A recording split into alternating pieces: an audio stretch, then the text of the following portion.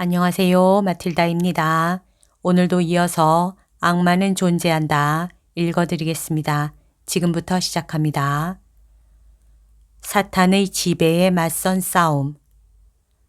모든 그리스도인의 마음은 싸움의 무대입니다. 성부가 우리를 예수님께로 이끄실 때마다 다른 누가 우리와 전쟁을 합니다. 프란치스코 교황은 성녀 마르타의 집에서 집전한 미사의 강론에서 이를 강조했습니다. 그날의 복음, 마르코 복음 3장 7절에서 12절을 말하면서 사람들이 예수님을 따르게 하는 이유를 설명했습니다. 그리고 이 따름에는 어려움도 함께하며 매일 계속되는 유혹과 싸우지 않는다면 형식적이고 이념적인 종교에 머물 위험이 있다고 경고했습니다.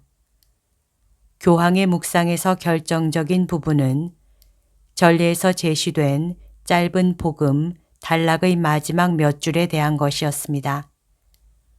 교황은 이 부분에서 예수님에 대해 이야기하고 많은 사람들에 대해 말하고 열정에 대해 말하며 예수님이 얼마나 큰 사랑으로 그들을 맞아들이고 치유하셨는가를 말하지만 결말은 보통 때와 다르다는 점이 흥미롭습니다. 라고 지적했습니다. 복음에는 더러운 영들은 그분을 보기만 하면 그 앞에 엎드려 당신은 하느님의 아드님이십니다. 하고 소리질렀다. 라고 나옵니다. 바로 이것이 진리입니다. 이것이 우리 모두가 예수님께 다가갈 때 느끼는 현실입니다. 더러운 영들은 그것을 방해하려 하고 우리와 전쟁을 합니다. 누군가는 여기에 반대할 수도 있습니다. 누군가는 하지만 저는 열심한 가톨릭 신자입니다. 저는 언제나 미사에 갑니다. 그리고 한 번도 그런 유혹을 받은 적이 없습니다. 하느님께 감사합니다. 라고 말할 수도 있습니다. 그러나 그렇지 않습니다. 제가 할 대답은 아닙니다. 기도하십시오. 당신은 잘못된 길을 가고 있습니다. 입니다. 그리스도인의 삶에 유혹이 없다면 그것은 그리스도인의 삶이 아닙니다. 그것은 이념적이거나 영지주의적인 삶일지는 몰라도 그리스도인의 삶은 아닙니다. 실제로 성부가 사람들을 예수님께로 이끄실 때는 다른 누군가가 그를 반대 방향으로 이끌며 안에서 전쟁을 일으킵니다. 바오로 사도가 그리스도인의 삶을 매일의 싸움으로 이야기한 것은 우연이 아닙니다. 승리하기 위해서 사탄의 지배를, 악의 지배를 무너뜨리기 위해서 싸우는 것입니다. 이러한 이유 때문에 이 세상에 예수님이 오셨습니다. 악마를 무너뜨리러 오셨습니다. 우리 마음 안에 사탄이 영향을 미치지 못하게 하기 위해서 오셨습니다. 복음서의 마지막 언급은 본질적인 부분을 부각시킵니다. 이 장면에서는 예수님도 사라지고 군중도 사라지고 성부와 더러운 영들, 곧 악의 영들만 남는 것 같습니다.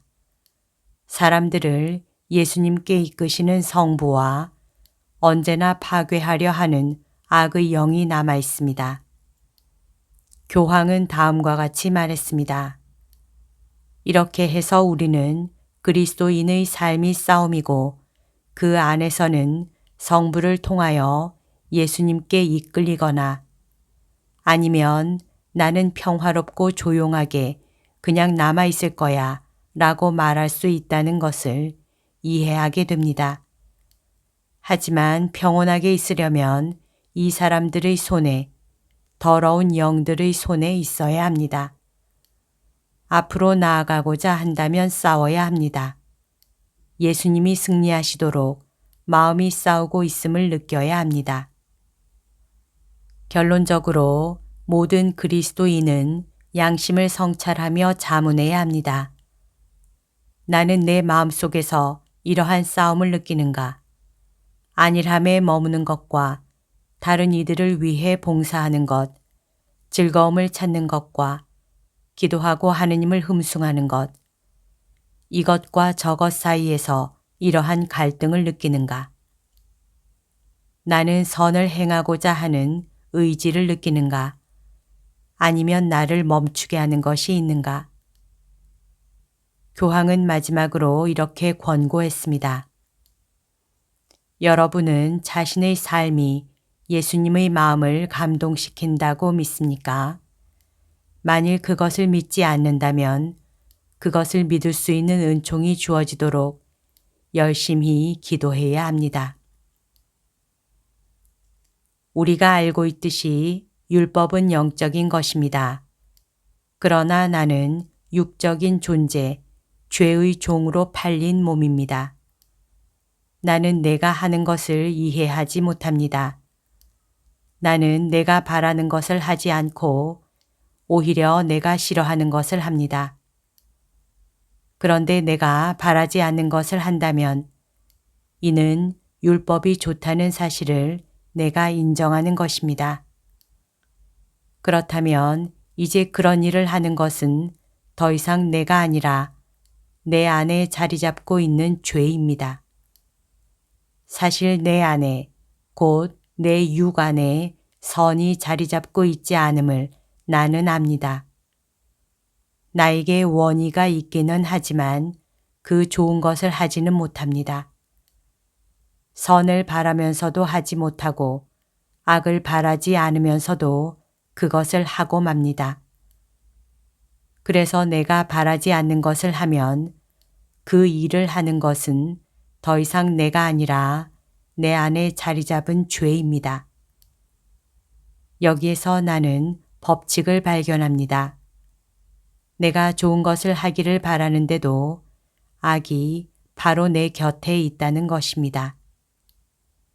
나의 내적 인간은 하느님의 법을 두고 기뻐합니다. 그러나 내 지체 안에는 다른 법이 있어 내 이성의 법과 대결하고 있음을 나는 봅니다.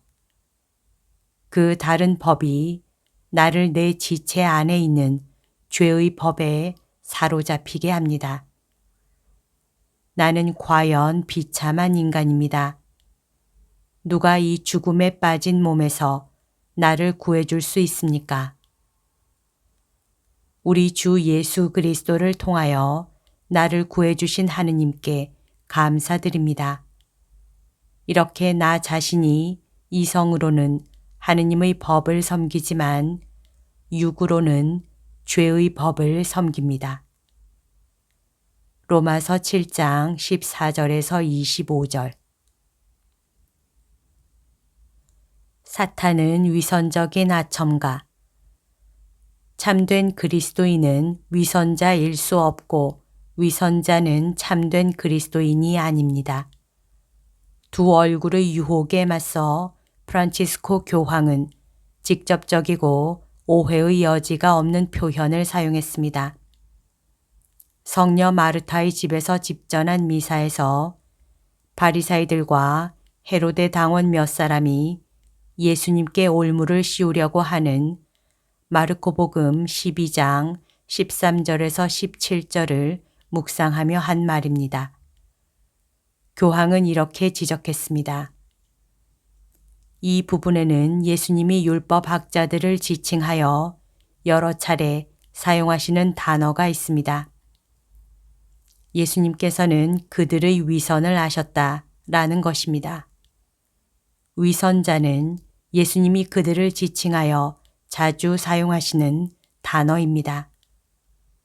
그들은 어떤 것을 보여주면서도 다른 것을 생각하기 때문에 위선자입니다. 그리고 이 말의 그리스어 어원을 암시하면서 덧붙였습니다. 그들은 말하고 판단하지만 그 아래에는 다른 것이 있습니다. 예수님에게서 그보다 더 거리가 먼 것은 없습니다. 위선은 예수님의 언어가 아닙니다. 위선은 그리스도인의 언어가 아닙니다. 이것은 완전히 분명한 사실입니다. 하지만 예수님이 이러한 특징을 부각시키고자 하신다면 이를 깊이 이해하고 위선자들이 어떻게 행하는지를 드러내는 것이 좋을 것입니다. 교황은 이렇게 말했습니다. 위선자는 언제나 아첨을 합니다. 정도가 심할 수도 있고 덜 할 수도 있지만 언제나 아첨을 합니다. 그래서 그들은 예수님께 이렇게 말합니다. 스승님, 저희는 스승님께서 진실하시고 아무도 꺼리지 않으시는 분이라는 것을 압니다. 과연 스승님은 사람을 그 신분에 따라 판단하지 않으시고 하느님의 길을 참되게 가르치십니다. 그들은 마음을 부드럽게 하고 삶을 부드럽게 하는 아첨을 사용합니다. 위선자들은 언제나 아첨으로 시작합니다. 그러고는 질문을 합니다. 아첨의 기술 가운데는 진리를 말하지 않는 것, 과장하는 것, 허영심을 커지게 하는 것도 있습니다. 이와 관련하여 교황은 오래전에 알던 어떤 사제를 기억했습니다. 그 불쌍한 신부는 사람들이 하는 모든 아첨을 받아들였습니다. 그것이 그의 약점이었습니다. 그래서 동료들은 그가 전례를 잘못 배웠다고 말했습니다. 그가 분향의 진짜 의미를 이해하지 못했기 때문이었습니다. 아첨은 그렇게 시작합니다. 하지만 그 의도는 악합니다. 복음을 다시 잘 읽어보면 이를 알 수 있습니다. 바리사이들은 예수님을 시험하려고 예수님이 자신들의 말을 믿고 미끄러지시도록 아첨합니다. 이것이 위선자의 기술입니다.